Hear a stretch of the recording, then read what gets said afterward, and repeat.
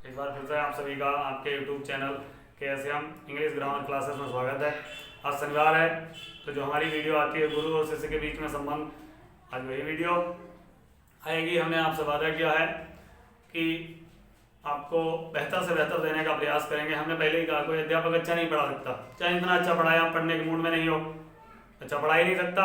आप जब पढ़ने के मूड में हो तभी पढ़ा सकता है। तो एक अच्छे अध्यापक का कार्य होता है कि वो पढ़ने के लिए आपको प्रेरित कर दे। मैंने पहले ही कहा कि मैं अच्छा अध्यापक हूँ या नहीं हूँ ये तो नहीं पता है, तो आप ही बताएंगे, लेकिन मैं बनने का प्रयास कर रहा हूँ।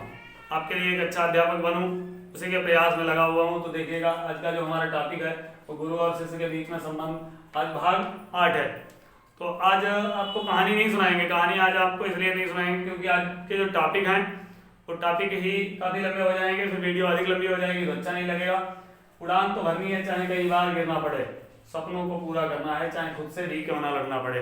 तो आपको बताएं, आप भी चीज़ें ये ठान लेंगे कि हाँ उड़ान तो भरनी है, अर्थात हमें कुछ स्पेशल करना है, चाहे कई बार गिरना पड़े। कोई दिक्कत नहीं, हो सकता है कई बार ऐसा भी हो सकता है कि हार का भी सामना करना पड़े। आपको बताएं कि हम ही ने जब चैनल स्टार्ट किया तो कई लोगों ने कहा चैनल बनाते सभी ये बंद कर देते हैं, तो हमने कहा बिल्कुल सही बात है, उनकी बातें सुन रहे हैं, लेकिन आपका सपोर्ट रहा तो हम नहीं, वक्त उनको जवाब देगा।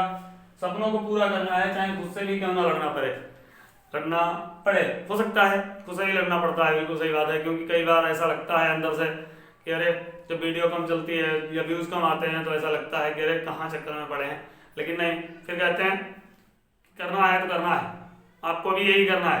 बाई चांस अगर आपके समझ में नहीं आता है तो इसका मतलब ये नहीं है कि आपके समझ में नहीं आएगा, बिल्कुल आएगा, आएगा, हर हालत में आएगा, आज नहीं तो कल आएगा।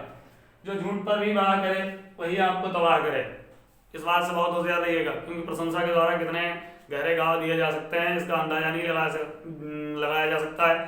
आप समझ रहे होंगे, अर्थात जो आपकी हर वक्त तारीफ कर रहा है तो समझ लीजिएगा कि वो आपका दोस्त नहीं है, गलत कर रहे हो तो वो डांटे, वही आपका शुभचिंतक है। उसके बाद में नंबर 3 है अंधकार से क्या डरना, यही तो क्षमता बताता है, कितनी चमक है हमारे अंदर, यह अंधकार ही दिखाता है, बिल्कुल सही बात है। बाई चांस अगर कोई दिक्कत आ रही है, समझ में नहीं आ रहा है तो डरना नहीं है, क्योंकि जब उसी डर से निकल के आएंगे वही तो बताता है कि वो हमारे अंदर पावर थी कि हम ये कार्य कर सकते थे, बिल्कुल। उसके बाद में जो हमारे 3 पॉइंट हो चुके हैं ये देखिएगा। फिर चौथा पॉइंट है असफलता का मतलब है कि हम सफलता के लिए पूरे मन से प्रयास नहीं कर पाए। असफलता का मतलब ये नहीं है कि हम कभी सफल ही नहीं हो पाएंगे, बिल्कुल सफल होंगे।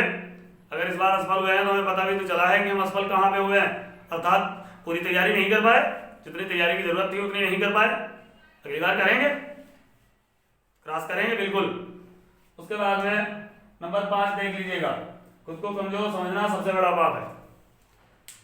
पावर है, पावर है और यहाँ पावर है और विश्वास है, कुछ भी कर सकते हैं। खुद को कमजोर समझना ही सबसे बड़ी हमारी गलती होती है, और जब हम खुद को कमजोर समझ लेते हैं कि अरे हमारे समझ में नहीं आएगा, तो फिर नहीं आएगा।